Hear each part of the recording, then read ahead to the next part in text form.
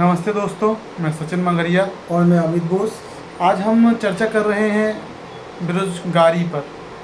चर्चा तो बहुत पहले भी हम करते हैं, लेकिन ये समस्या क्यों बढ़ रही है, इस पर हम 5 मिनट का एक विश्लेषण करेंगे।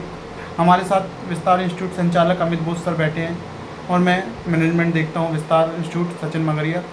आज हम चर्चा अमित सर से इन 5 सवालों पर चर्चा करेंगे। पहला सवाल है, क्या सर इसका कारण क्या है सर बेरोजगारी देखिए, का? बेरोज़गारी का सबसे बड़ा कारण ये है कि यूथ को ये नहीं पता कि उनको कौन से सेक्टर में जाके ज़्यादा पैसा मिल सकता है या अच्छा करियर बन सकता है। हमारे ज़्यादातर यूथ आज भी पुराने समय के हिसाब से चल रहे हैं, जैसे सरकारी नौकरी की तैयारी कर रहे हैं या फिर पुराने के समय में जो काम चलता था उन्हीं पे ज़्यादा ध्यान दे रहे हैं। पर टेक्नोलॉजी के इस ज़माने में कमाने के बहुत नए सेक्टर्स भी आ गए हैं, तो अगर यूथ उस सेक्टर पे ट्राई करे तो कम समय में बहुत अच्छी नौकरी पा सकता है और वेतनमान उन सेक्टर्स के बहुत अच्छे हैं। थोड़ा सा यूथ को गाइडलाइंस नहीं मिल पा रहा है कि कैसे उस सेक्टर में पहुँचे। सर एक ये भी सवाल आता है कि कई यूथ हैं जिनके पास जॉब तो करना चाहते हैं, उस प्रकार की स्किल नहीं है। बात ये भी बहुत इस समय उठ रही है कि स्किल्स जो है यूथ के अंदर 1% भी अब ठीक से नहीं मिल पा रहा है। जब आप किसी जगह जॉब करने जाते हैं तो डिग्री के भी ऊपर मायने स्किल रखता है, लेकिन उन स्किल्स के बारे में नॉलेज ना होने के कारण जो हमारे यूथ है वो इंटरव्यू के दौरान ठहर नहीं पाते और इंटरव्यू से बाहर हो जा रहे।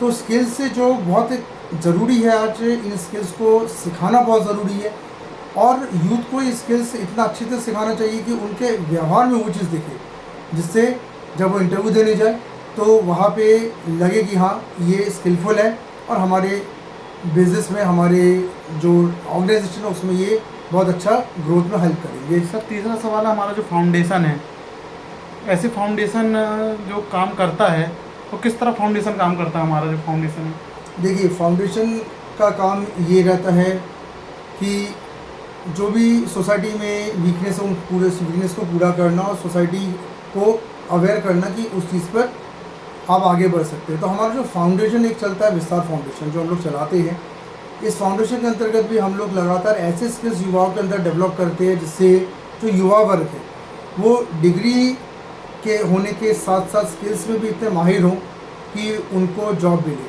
उनको इंडस्ट्री में एक स्थान मिले, एक अच्छी सैलरी मिले, उनका फ्यूचर सेट हो सके। इसके लिए भी विगत कई वर्षों से हम भी काम कर रहे हैं और आने वाले समय में भी कई बहुत बड़े प्रोजेक्ट्स हम लोग काम करने वाले हैं। सर सरकार, जैसे राज्य स्तर पर देखा जाए, शिवराज सिंह जी की सरकार वो लोन भी प्रोवाइड करा रही है, फिर भी बेरोजगारी है, क्या कारण? देखिए, लोन सिर्फ एक आर्थिक रिक्वायरमेंट को पूरा करने का एक जरिया होता है, लेकिन अगर हम देखें कि उस पैसों को इस्तेमाल करने के लिए हमें प्रॉपर ट्रेनिंग भी युवा को देनी चाहिए। तो मेरा तो मानना ये है कि सरकारें जो आर्थिक अगर योजनाएं दे रही है तो साथ में ट्रेनिंग्स का भी सुनिश्चित करे। और मैं ने जैसे बहुत सारे युवाओं से भी हम लोग ने सुना भी था हम लोग ने कि लोन मिलने में भी दिक्कत हो रही है कि लोन बात तो हो मैं जाती है। आपसे एक चीज़ बताना चाहता हूँ हाँ। सर कि कई लोग बताते हैं आखिर लोन लेने जाते हैं बैंक में, तो हाँ। बैंक कर्मचारी बोलते हैं कि सरकार ने तो अपना काम कर दिया, विज्ञापन कर दिया, लेकिन हम बिना गारंटी के लोन नहीं देंगे। तो ये बात बहुत गलत है। अगर हमारा वर्किंग यूथ जो है, जो लगभग 47% आज टोटल आबादी का है, अगर इनको प्रॉपर लोन नहीं मिलेगा, गाइडेंस नहीं मिलेगा, तो ये यूथ फिर भारत के लिए कुछ कर नहीं सकते। और बैंकों को भी ये समझना चाहिए कि यूथ को अगर मना करने की जगह आप ट्रेनिंग दिला के अगर उनको पैसा दें तो डेफिनेटली रिटर्न करके बैंक्स को भी देंगे। सर राष्ट्रीय स्तर पर जो भारत में PMKY योजना चलती है, इसके बारे में आप क्या कहें? देखिए, PMKY योजना शुरुआती तौर पे बहुत अच्छी योजना के रूप में शुरुआत हुई थी, लेकिन समय के साथ साथ ऐसा देखा गया कि जो डिमांड्स कॉर्पोरेट्स की रही है उन डिमांड्स को फुलफ़िल नहीं कर पाया PMKY। और साथ ही साथ जो फील्ड बैक नहीं है। हाँ, और साथ ही साथ में जो सैलरी जो ऑफर्स की गई वो सैलरी भी मैंने देखा है कि बहुत ज़्यादा अच्छी नहीं मिली है, जैसे कि आज की महंगाई के हिसाब से होनी चाहिए। अच्छा, तो खाना पूर्ति ज़्यादा की जाती है, जबकि हाँ, सिर्फ संस्था का पैसा आ जाए, हाँ, बच्चों को जॉब मिले ना मिले, और ऐसा अगर मिल भी कारण है। जाता है तो बहुत कम सैलरी की जॉब मिलती है, जितने मतलब में प्रोसेस हो नहीं पूरी सकता। होती, लेकिन वो संतुष्टि नहीं है। संतुष्टि नहीं है, तो कभी ग्राउंड फील्ड में भी इसमें और बेटरमेंट की उम्मीद तो अभी है। सर मतलब कहा जाए तो रोजगार आज भारत जनसंख्या के मामले में नंबर 1 पे आ गया है, जी। तो अब कैसे रोजगार की समस्या को दूर किया जाएगा? इसके लिए जो 3 काम जो मैं सोचता हूँ कि ये ज़रूर होना चाहिए। पहला तो ये है कि अब जो हमारे युवा वर्ग है इनको बिजनेस की तरफ भी आकर्षित करे और सरकार जो है वो आसानी से लोन प्रोवाइड करे, जिससे युवा वर्ग बिजनेस करे, जिससे वो खुद भी रोज़गार उसके पास रहे और औरों को रोज़गार दे सके। दूसरा, ये नए सेक्टर्स की तरफ थोड़ा सा फोकस युवाओं का करना ज़रूरी है।